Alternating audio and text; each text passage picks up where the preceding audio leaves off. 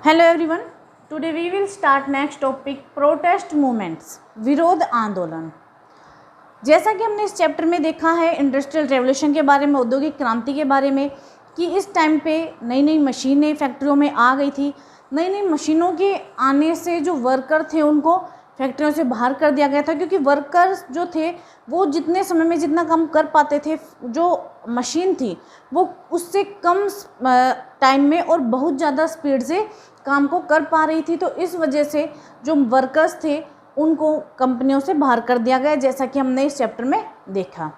उसके बाद में लोगों के मन में जो मशीनें आई उनके प्रति एक घृणा आ गई थी। ये जो आविष्कार हुए थे, ये जो चेंजेस हुए थे इस टाइम में, तो उन सब के प्रति उनके मन में घृणा पैदा हो गई थी इन सब चीज़ों की वजह से हम बेरोज़गार हो गए, अनएम्प्लॉयमेंट हो गए। ठीक है, तो दूसरा है कि जैसा कि हमने देखा इंडस्ट्रियल रेवोल्यूशन का टाइम पीरियड हमारा क्या है, 1780 से और 1850 का टाइम पीरियड हमारा इंडस्ट्रियल रेवोल्यूशन का हुआ।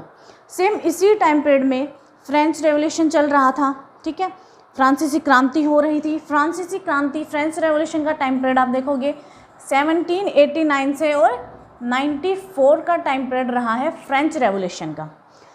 फ्रेंच में एक लंबे समय से राजतंत्र तानाशाह चला आ रहा था। लोगों ने विद्रोह किया, विरोध किया, दंगे हुए, और इन सब रेवोल्यूशन के बाद में 1791 में सिविल राइट्स लोगों को मिल गए, नागरिक अधिकार फ्रांस में लोगों को मिल गए थे।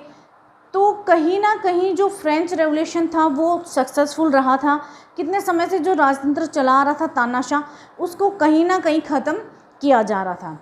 तो फ्रेंच रेवोल्यूशन का जो असर था वो यूरोप में बाकी कंट्रीज़ में भी होने लगा, क्योंकि लोगों के मन में एक बात आने लगी थी कि हम रेवोल्यूशन, दंगे, क्रांति या विद्रोह के द्वारा हम जो ये सिस्टम चला रहा है इसको चेंज कर सकते हैं और अपने अधिकारों की मांग कर सकते हैं। ठीक है, तो इसी का फ़र्क हुआ ब्रिटेन में। तो देखते हैं इसमें, in England political protest against the harsh working condition in factories kept increasing and the working population agitated to be given the right to vote।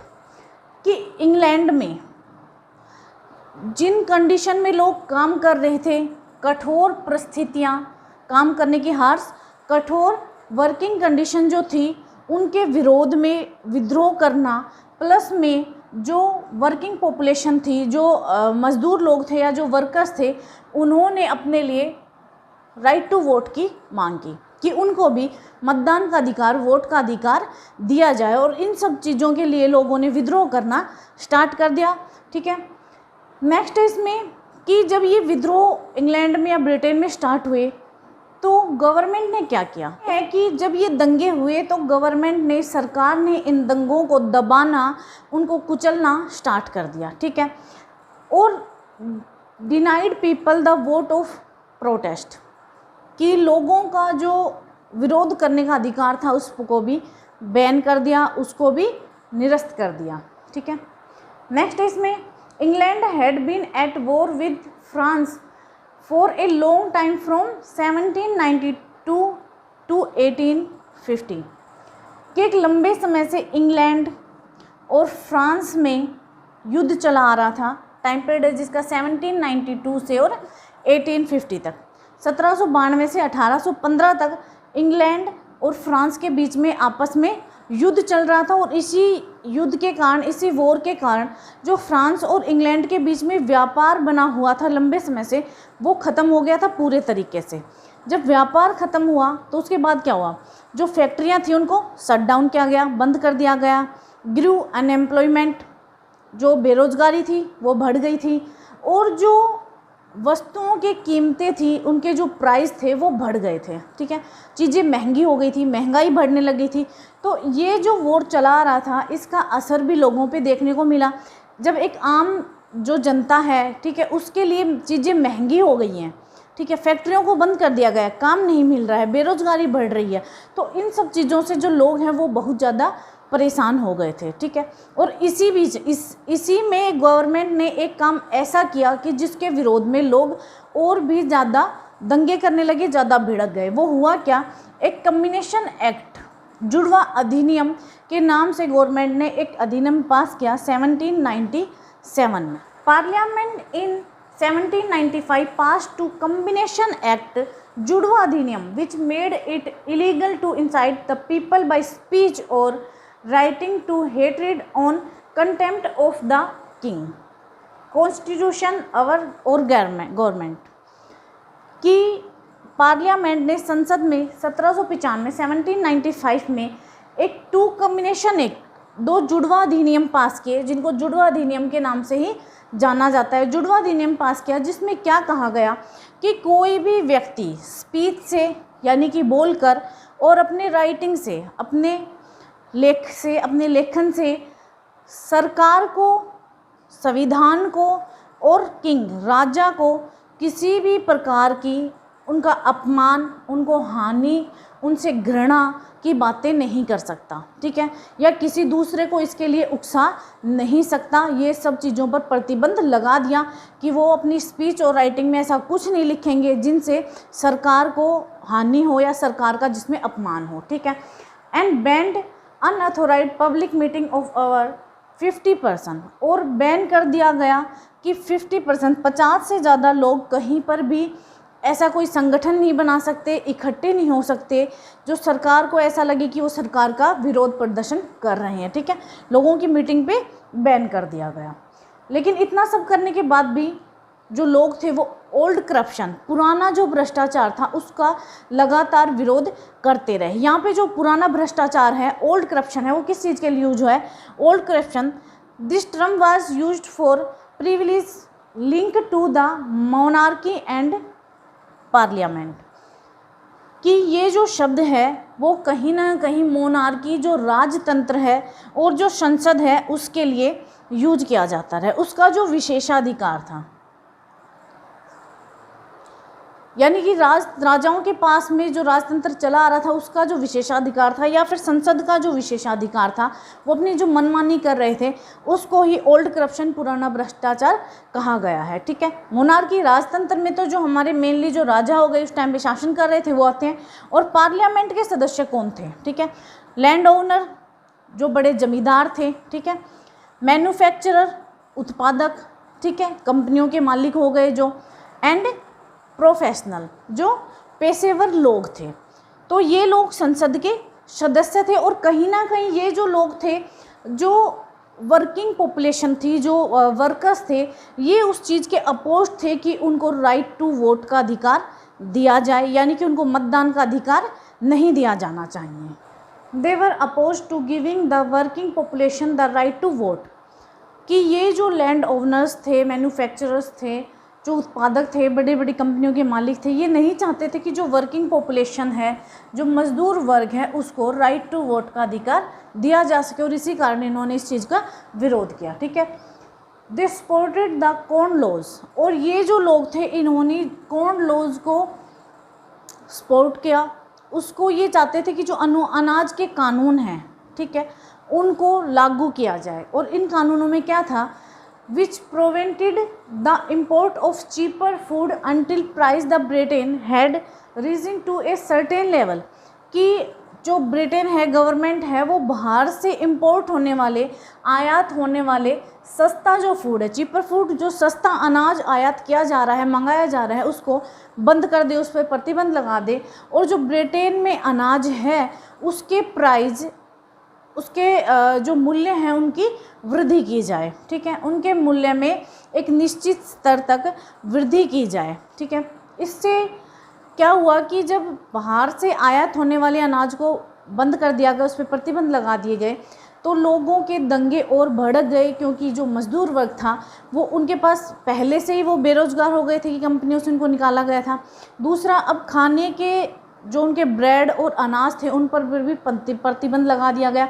तो उन लोगों ने ब्रेड और आप कहोगे कि जो फूड था उसके लिए दंगे बढ़ने लगे, और लोगों ने जो स्टॉक था, जो बड़े बड़े लोगों के जो स्टॉक थे उन पर कंट्रोल कर दिया, उन पर अपना कब्जा कर लिया और उनको सस्ते सस्ते दामों में बेचने लगे, ठीक है। इसी में एक रीज़न हमारा आता है एनक्लोजर, चकबंदी या बाड़ाबंदी भी, इसको बाड़ा पद्धति भी इसको कहा जाता है। इसमें क्या था कि इसी टाइम पे इस टाइम से कुछ टाइम पहले जैसे गवर्नमेंट ने चकबंदी की प्रक्रिया या एनक्लोजर सिस्टम जो था वो स्टार्ट किया था। इसमें क्या होता है, by which from the 1770s hundreds of small farms had been merged into the larger ones of powerful landlords। कि 1770 के दशक में इस प्रक्रिया के द्वारा सैकड़ों जो छोटे किसान आप कह सकते हो, छोटे जो खेत थे, फार्म थे, उनको मर्ज कर दिया गया किसमें, जो लार्ज बड़े बड़े जो खेत थे, बड़े बड़े जो फार्म थे, उनमें मिला दिया गया। ठीक है, यानी 1770 के दशक में जो छोटे फार्म्स थे, छोटे जो खेत थे, उनको बड़े खेतों में मिला दिया गया, जो एक बड़े ज़मींदार के अंडर आ रहे थे। एक बड़े ज़मींदार का होते थे जो बड़े बड़े फार्म, उनमें ही छोटे जो ज़मींदार थे या छोटे किसान थे, उनके खेतों को, उनके ज़मीनों को उसमें ही मिला दिया गया। इसी को चकबंदी कहा गया। और इस चकबंदी के कारण, एनक्लोजर के कारण बहुत सारे किसान जो थे वो बेरोज़गार हो गए और किसानों ने इंडस्ट्रियल वर्क की डिमांड की। बट पार्लियामेंट ने इनकी ये डिमांड थी, इसको भी ठुकरा दिया और इसको भी नहीं माना। ठीक है, इससे क्या हुआ कि लोग और क्रोधित हो गए। जो पॉवर्टी थी वो बढ़ने लगी, गरीबी बढ़ने लगी। कॉटन फैक्ट्रियों में पहले से ही मशीन आ गई थी, तो जो हैंडलूम इंडस्ट्रीज थी वो बंद हो गई थी। हथकरघा उद्योग थे वो बंद हो गए थे, हाथों से ये सूत काटना, ठीक है, कपड़ा बुनना, ये सब चीज़ें पहले ही बंद होती जा रही थी धीरे धीरे। तो इससे लोगों में और निराशा बढ़ने लगी। नेक्स्ट है, from the 1790s the weavers began to demand a legal minimum wage which was refused by parliament. कि इन सब के बाद में जो बुनकर थे, वीवर्स थे, उन्होंने 1790 के दशक में अपने वेतन को लेकर कि उनको एक न्यूनतम मिनिमम वेतन दिया जाए, ठीक है, उसके लिए डिमांड करना स्टार्ट किया। बट पार्लियामेंट ने इसको भी रिफ्यूज़ कर दिया, इसको भी नकार दिया, इसको भी ठुकरा दिया। इसके बाद से दंगे इतने बढ़ गए कि लोगों ने जो ब्रिटेन के पावर लूम थे उनको डिस्ट्रॉय करना स्टार्ट कर दिया। क्योंकि लोगों को क्या मानना था कि जब से ये पावर लूम आए हैं, मशीनें आई हैं, तब से वो लोग बेरोज़गार हो गए हैं और उनका काम सब चौपट हो गया है। ठीक है, इन्हीं को लेकर लोगों के दंगे इतने बढ़ गए थे कि अब उन्होंने हमला किस पे किया, मशीनरी पे, जो मशीनें आई थी उन पर हमला करना स्टार्ट कर दिया। ठीक है, in Yorkshire shearing frames were destroyed by croppers because they traditionally sheared sheep by hand. कि यॉर्कशायर में भी लोगों ने जो शेयरिंग फ्रेम्स थे, जो ऊन काटने की मशीनें आ गई थी, भेड़ों की ऊन काटने के लिए जो मशीनें आ गई थी, उनको डिस्ट्रॉय करना स्टार्ट कर दिया। क्योंकि वो लोग क्या करते थे, पारंपरिक रूप से हाथों से भेड़ों की ऊन को उतारा जाता था, तो मशीनें आने से इनका काम भी ख़त्म हो गया था। धीरे धीरे लोगों ने जो थ्रेशिंग मशीन थी, जिनसे अनाज निकाला जाता था, उनको भी तोड़ फोड़ करना स्टार्ट कर दिया। थ्रेशिंग मशीनों को भी तोड़ना स्टार्ट कर दिया, क्योंकि उनसे भी क्या था, जो खेती के काम में लगे हुए थे उन मज़दूरों का काम था वो ठप होता जा रहा था, उनका काम चौपट होता जा रहा था। तो इस तरीके से दंगे इतने बड़े पैमाने पर बढ़ते गए कि लोगों ने मशीनों को नुकसान पहुंचाना स्टार्ट कर दिया। ये जो रॉयटर्स थे, जो दंगाई लोग थे, इनमें से कुछ दंगाई लोगों को ब्रिटेन गवर्नमेंट ने ऑस्ट्रेलिया भेज दिया और कुछ लोगों को फांसी दी गई। जो ऑस्ट्रेलिया भेजने वालों की संख्या 450 थी, 450 लोगों को ऑस्ट्रेलिया भेज दिया गया था, जिनके बारे में हम नेक्स्ट चैप्टर में देखेंगे कि ऑस्ट्रेलिया में उन्होंने जाकर क्या किया। ठीक है, और उसके बाद स्टार्ट होता है लुडिज्म मूवमेंट, लुडिज्म विद्रोह। इसका टाइम है 1811 से 17 तक, लीड बाय द जनरल नेड लुड। जो नेड लुड थे जर्नल, उन्होंने इसको स्टार्ट किया था 1811 में। इस मूवमेंट में जब ये स्टार्ट किया गया तो इनकी जो रणनीतियाँ थी वो थोड़ी सी अलग थी बाकी जो पहले से दंगे होते आ रहे थे उनके अलावा। ठीक है, देखते हैं इसमें, the followers of did not believe in assault on machines. कि इसके जो अनुयायी थे, ये जो मूवमेंट था, इसके जो अनुयायी थे वो मशीनों की तोड़ फोड़ में विश्वास नहीं करते थे। कि पहले से जो दंगाई लोग मशीनों को तोड़ रहे हैं, पावर लूम को फूंक रहे हैं, तो उन चीज़ों में ये विश्वास नहीं करते थे। ठीक है, दे लीगली प्रेजेंट देयर डिमांड। और ये लोग एक लोकतांत्रिक तरीके से, संवैधानिक तरीके से जो इनकी मांगें थी उनको प्रस्तुत करते थे, उनको सरकार के सामने रखते थे। ठीक है, लोकतांत्रिक रूप से अपनी मांगों को पेश किया जाता था। They demanded to from a trade union, और इन्होंने गवर्नमेंट से ट्रेड यूनियन मजदूर संघ बनाने की भी मांग की, जिसके थ्रू जो लोग बेरोज़गार हो गए हैं मशीनों के आने से, उनके जो मांगे हैं उनको सरकार के सामने रखी जा सके इसके ज़रिए। ठीक है, ट्रेड यूनियन जब कोई संघ बनाया जाएगा तो वो सीधे सीधे गवर्नमेंट के साथ में डायरेक्टली एक अब जो उनकी डिमांड है उनको डायरेक्ट गवर्नमेंट के सामने पेश किया जा सकता है इससे, ट्रेड यूनियन से। ठीक है, तो इतना जो दंगा हो रहा था, लोग बेरोज़गार हो गए थे, तो उन्हीं सब चीज़ों को लेकर इस मूवमेंट के बाद में अगस्त में एक सेंट पीटर्स जो मैदान था उसमें एक सभा की गई। ठीक है, देखते हैं उसको। In August 1819 80,000 people gathered peacefully at saint Peter's field in Manchester to claim democratic right of political organization, of public meeting and of the freedom of the press।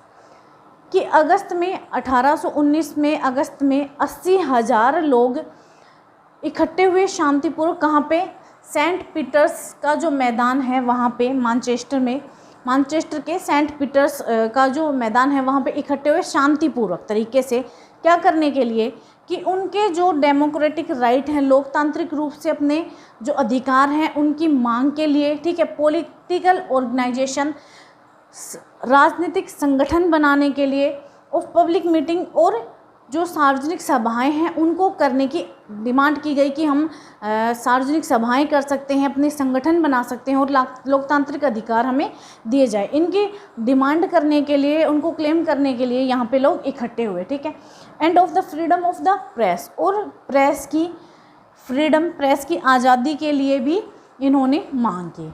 जब इतने सारे लोग यहाँ पे इकट्ठे हुए थे तो सरकार ने इनकी जो मांगे थी उनको तो ठुकराया ही, यानी उनको ऐसी जो मांगे इन्होंने रखी थी उन सबको नहीं माना। ठीक है, ऊपर से ये जो लोग इकट्ठे हुए थे इन पे हमला किया गया, और इस नरसंहार को इतने सारे लोग यहाँ पे मारे गए थे जब यहाँ पे सरकार ने हमला किया, इस विद्रोह को सरकार ने दबाया, और इसी को पीटरलू मैस्करे के नाम से जाना जाता है, पीटरलू नरसंहार के नाम से जाना जाता है कि बहुत ज़्यादा संख्या में यहाँ पे लोग मारे गए थे। जो पीटरलू नाम यहाँ से लिया गया है ये कहीं ना कि वाटरलू से मैच होता है, जो वाटरलू 1815 में जो फ्रांस की सेना जहाँ पे हारी थी तो उसी नाम से इस नाम को रखा गया है, पीटरलू। ठीक है, तो यहाँ पे इतने सारे लोग मारे गए थे और पॉलिटिकल एक्टिविटी थी उनको बैन कर दिया गया था कि कोई पॉलिटिकल एक्टिविटी नहीं किए जाएंगे, कोई भी किसी तरीके की कोई भी मांगे नहीं रखे जाएंगे। तो इस नरसंहार के बाद में कुछ ऐसे प्रतिबंधों को भी हटाया गया जो पहले से चले आ रहे थे, जिसमें फर्स्ट था कम्बिनेशन एक्ट। ठीक है, the combination act were repeal the 1824-25, जो हमने पढ़ा कि 1795 में जुड़वा अधिनियम पास किया गया था, कम्बिनेशन एक्ट, उस अधिनियम को निरस्त कर दिया गया, उसको ख़त्म कर दिया गया 1824 में। ठीक है, और the need to make the House of Commons more representative was recognised, कि जो हाउस ऑफ कॉमन था, ठीक है, उसमें प्रतिनिधात्मक या प्रतिनिधियों को बढ़ाने में या उनको अधिक ऐसा मतलब उनको ज़्यादा पावरफुल बनाने के नीड को महसूस किया गया। ठीक है, तो सबसे मेन यहाँ पे क्या हुआ, जो कम्बिनेशन एक्ट था उसको निरस्त कर दिया गया। तो ये हो गया हमारा लुडिज्म विद्रोह की, जिसके बाद में थोड़े थोड़े जो एक मशीनरी आने से लोगों में एक विद्रोह की भावना आ गई थी, उसको यहाँ पर बल मिला, लोगों ने थ्रेशिंग मशीनों को फूका या पावर लूम को, ठीक है, शेयरिंग जो फ्रेम्स थी उनको ख़त्म किया। तो कहीं ना कहीं लोगों के मन में जो भावनाएं पनप रही थी कि वो बेरोज़गार हो गए हैं, गरीबी बढ़ गई है, महंगाई बढ़ गई है, इन सब चीज़ों को लेकर ये दंगे होने लगे। ठीक है, और आगे चलकर गवर्नमेंट इनके लिए कुछ कानून भी बनाएगी, वो हम नेक्स्ट टॉपिक में देखेंगे। ठीक है, ओके, थैंक यू।